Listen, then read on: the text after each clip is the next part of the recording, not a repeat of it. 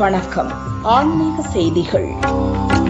பிரசித்தி பெற்ற குடைவரை ஸ்தலமான பிள்ளையார்பட்டி விநாயகர் கோவில் சதுர்த்தி விழா கொடியேற்றத்துடன் துவங்கியது. இதை முன்னிட்டு கொடிமரத்திற்கு 16 வகை வாசனை திரவியங்களால் சிறப்பு அபிஷேக அலங்காரம் நடைபெற்றது. பின்னர் மேலதாளம் இசைக்க கொடிமரத்தில் மோன்சூர் உருவம் பொறிக்கப்பட்ட கொடி ஏற்றப்பட்டது. விழாவின் முக்கிய நிகழ்ச்சியான கஜமுக சூரசம்ஹாரம் ஆகஸ்ட் 23ஆம் தேதி நடைபெறும். தேரோட்டம் ஆகஸ்ட் 26ஆம் தேதி நடைபெறும். அன்றைய தினம் ஆண்டிற்கு ஒருமுறை கற்பக விநாயகர் சந்தன காப்பு அலங்காரத்தில் அருள் பாலிப்பார். விநாயகர் சதுர்த்தி அன்று ஆகஸ்ட் 27ஆம் தேதி தங்க மோஷிக வாகனத்தில் ஓர்ஜவர் விநாயக பெருமான் திருக்குளத்தில் எழுந்தருள்வார். அதைத் தொடர்ந்து அங்குச தேவருக்கு தீர்த்தவாரி நடைபெறும். திருவிழாவை முன்னிட்டு தினமும் பல்வேறு வாகனங்களில் சுவாமி வீதி உலா நடைபெறும். திரளான பக்தர்கள் கொடியேற்றத்தில் கலந்து கொண்டு விநாயகரை தரிசித்து மனமுருகினர்.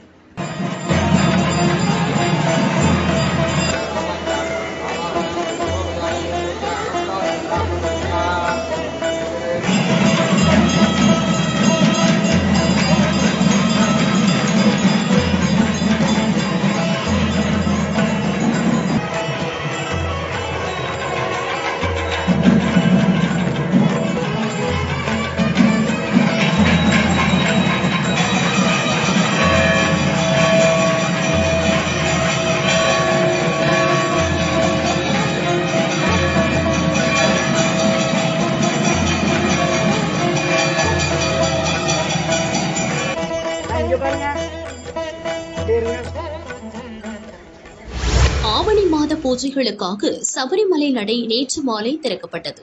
இன்று முதல் ஓராண்டு காலத்திற்கான தந்திரியாக மகேஷ் மோகனரரு பொறுப்பேற்றார். நேற்று மாலை 5 மணிக்கு மேல் சாந்தி அருண்குமார் நம்பூதிரி நடை திறந்து தீபம் ஏற்றினார். தொடர்ந்து பக்தர்கள் தரிசனத்திற்காக அனுமதிக்கப்பட்டனர். வேறு பூஜைகள் இல்லை. இரவு 10 மணிக்கு நடை அடைக்கப்பட்டது.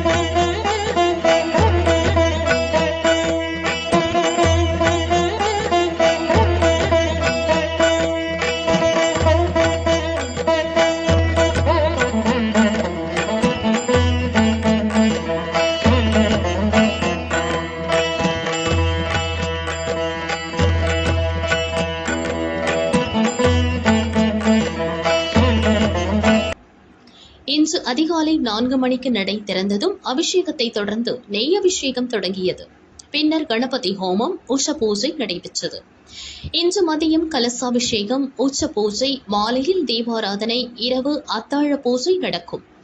வரும் 21ஆம் தேதி வரை அனைத்து நாட்களிலும் காலை 11 மணி வரை நெய் அபிஷேகமும், இரவு 7 மணிக்கு படி பூஜையும் நடைபெறும். இரவு 10 மணிக்கு நடை அடைக்கப்படும். இன்று முதல் ஓராண்டு காலத்திற்கான தந்திரியாக மகேஷ் மோகனரரு நேற்று பொறுப்பேற்றார். தாழமண் தந்திரி குடும்பத்தை சேர்ந்த கண்டரரு, ராஜீவரரு மற்றும் மகேஷ் மோகனரரு சுழற்சி முறையில் சபரிமலையில் பூஜைகளுக்கு தலைமை வகிக்கின்றனர். ஆவணி 1ஆம் தேதி கேரளாவில் வருடப்பிறப்பாக உள்ளதால் இன்று காலையில் ஐயப்பனை வழிபட நேற்று மாலையே பக்தர்கள் கூட்டம் நிரம்பி வழிந்தது.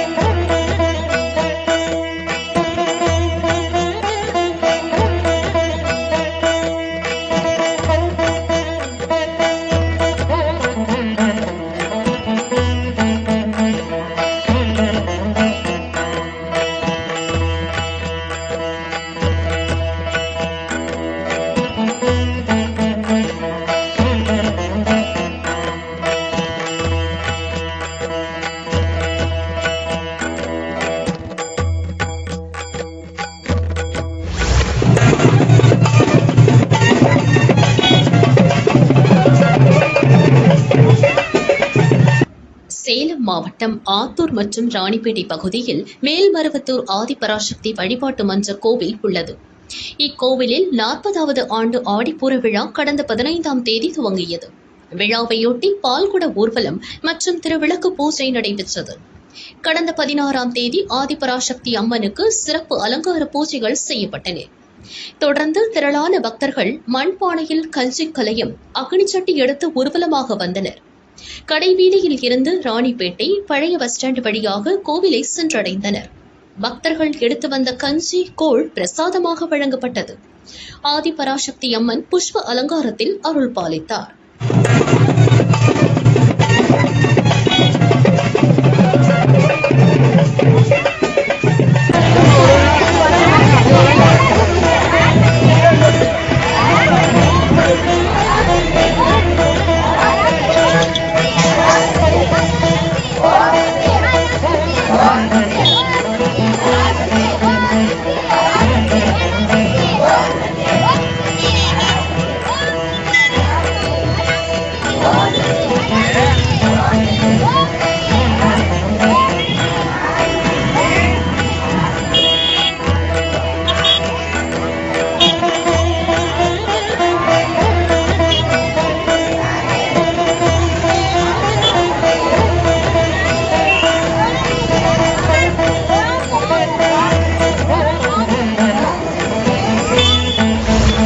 திருவாரூர் மாவட்டம் அமைப்பனில் உள்ள பாமா ருக்மணி சமேத ஸ்ரீகிருஷ்ணன் கோயிலில் 46ஆம் ஆண்டு கிருஷ்ண ஜெயந்தி விழா வெகு விமரிசையாக நடைபெற்று வருகிறது. 10 நாள் விழாவில் இன்று திவ்ய நாம பஜனை கோலாட்டம் மற்றும் கும்மியாட்டம் உள்ளிட்ட பல்வேறு நிகழ்ச்சிகள் நடைபெற்றன. குழந்தைகள், பெண்கள் ஏராளமானோர் கோலாட்டம், கும்மியாட்டம் ஆடி கிருஷ்ண ஜெயந்தி விழாவை கொண்டாடி மகிழ்ந்தனர்.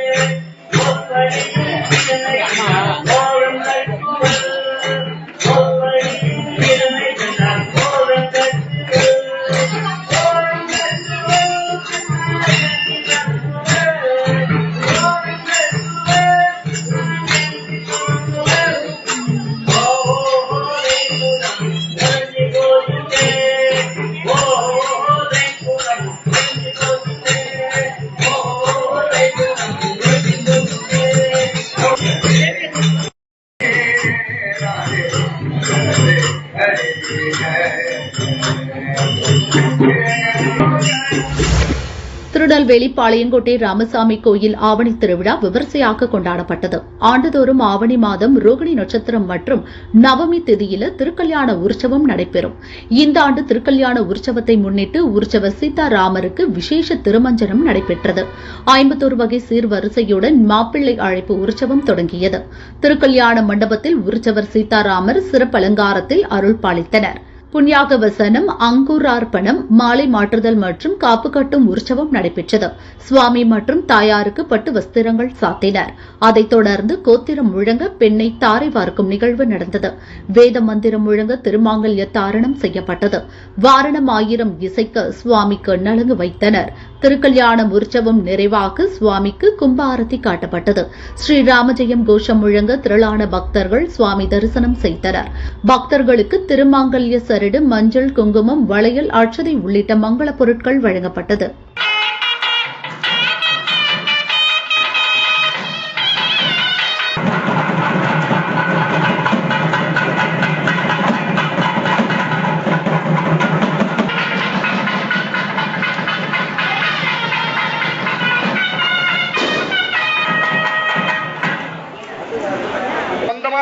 தெரியல, ஆனா நம்ம சொல்றோம் ராம ஜென்மபூமி அப்படின்னா சொல்லியிருந்தோம். ராமனுக்கு அந்த இடம் சொந்தமா இல்லையான்னு தெரியாமே இருந்தது. ராமனுக்கு சிறப்பான ஒரு கோவிலை கட்டி அந்த கும்பாபிஷேகத்தை நம்ம அத்தனை பேரும் சேவிச்சிருக்கோம். அங்க போய் சேவிச்சோமோ இல்லையோ, அன்னைக்கு எல்லாரும் டிவியை ஓபன் பண்ணி மீடியால அத்தனை பேரும் கல்யாணம் ஆகிற அந்த பெண் கன்னியாகுமரி தான் அந்த பையன் பிரம்மச்சரியா. எப்போ வாழ்க்கை தம்பதியாகனா அம்மி வரித்து அருந்ததி பார்த்து சப்தவதிக்கு 7 சத்தியங்கள் பண்ணி அவன் அந்த அக்னியை 3 தடவை சுத்தமதான் கணவன் மனைவியாவே ஆறா. அதற்கு அந்த பெண் கன்னியாகுமரி தான், அந்த பையன் பிரம்மச்சரியா. அவன் நேரம் மேடையில் போய் தம்பதியா இருக்கான். அவளுக்கே இந்த கல்யாணமே முழுமையடையிலேயே தம்பதியா ஆலையே அந்த பெண் கன்னியாகுமரி தான், அந்த பையன் பிரம்மச்சாரி தான். தம்பதியா இருக்கா அந்த புண்ணியம் அவளாலே போய் சேராது. அந்த வாழ்க்கை அந்த அருள் நமக்கும் கிடைக்காது. கல்யாணத்துக்கு கூட 10 நிமிஷம் இருந்து அவளை வாழ்த்துவோம். அதோட சுவாமியுடைய ராமகிராமனுடைய கல்யாணத்துல முழு பிரசாதம் நமக்கு எப்ப கிடைக்கும்னாக்கா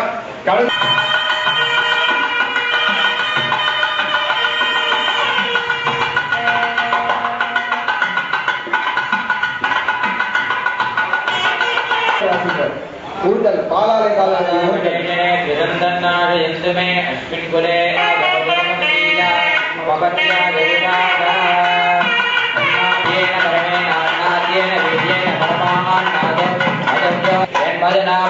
பரமநாத்தியம் வீரியம்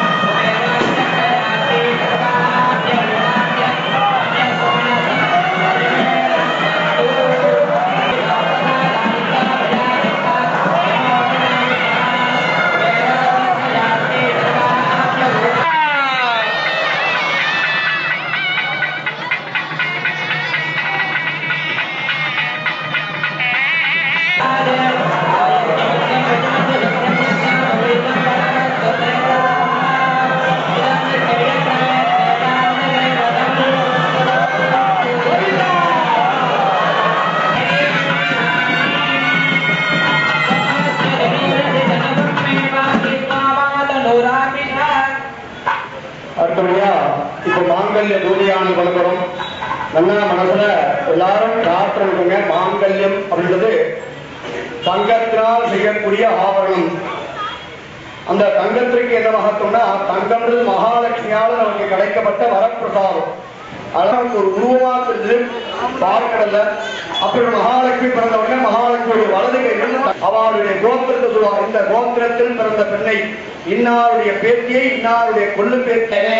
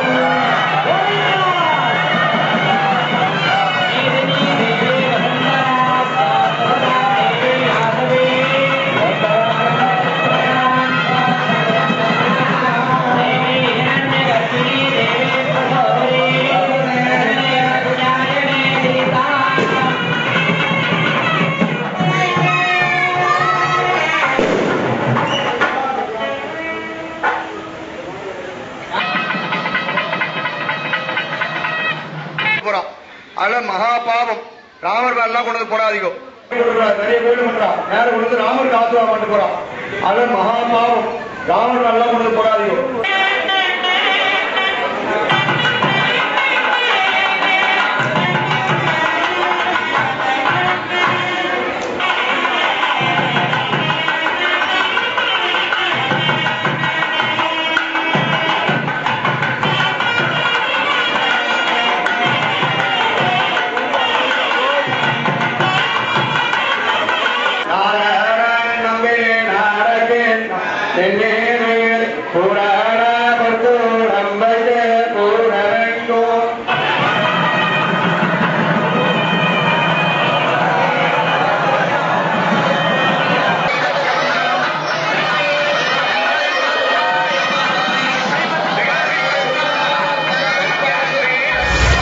தஞ்சை மாவட்டம் ஐயம்பேட்டை காமாட்சி அம்மன் மாரியம்மன் கோயிலில் பால்குட திருவிழா வெகு விமரிசையாக நடைபெற்றது.